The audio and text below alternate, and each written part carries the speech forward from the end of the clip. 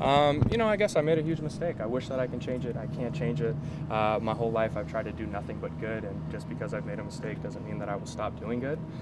That's who I am. That's how I've lived my life, and that's what I intend to do moving forward. Like I said, I made a big mistake. I'm not perfect, far from it. I wish that I can change it, but I can't, so I'll just continue to try to be the best person I can.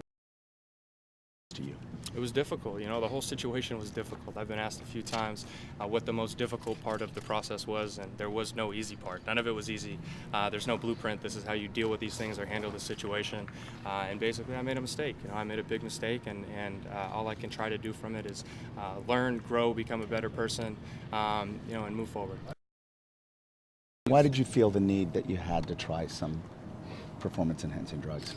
Like I said, I've already addressed it multiple times. I appreciate your interest. I appreciate everybody's interest. I understand that you have a job to do, but I've already addressed that multiple times at multiple press conferences. Again, you can't answer the why you felt the need. But like I said, if I could go back, I would do things differently, but I can't do that.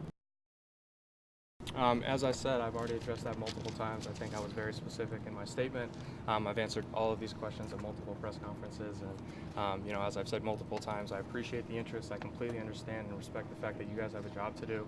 But for me, it's counterproductive to continue to look back. All I can do is look forward, move forward, continue to head in the right direction, focus on this season, and get myself prepared to be the best player I can be. What type of reaction do you expect today? You were very different in what you were answering. Yeah, certainly I wish that I hadn't done the press conference. I wish that I had known then what I know now.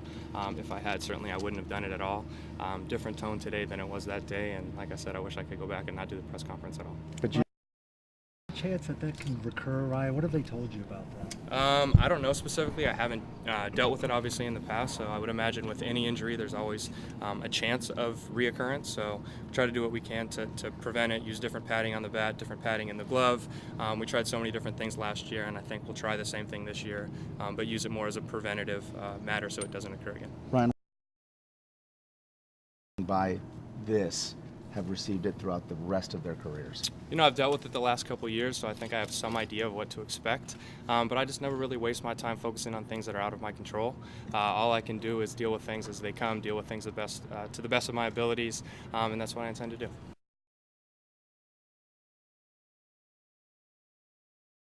What was it like for you during the suspension? It was challenging. It was obviously difficult to be away from the game.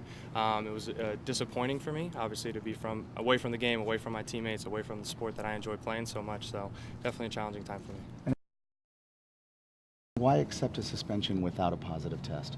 Well, I did have a positive test. The one from 2 years ago? Yeah, 2011. So. Okay, but Ultimately, I accepted a suspension because of the mistake that I made. I made a mistake.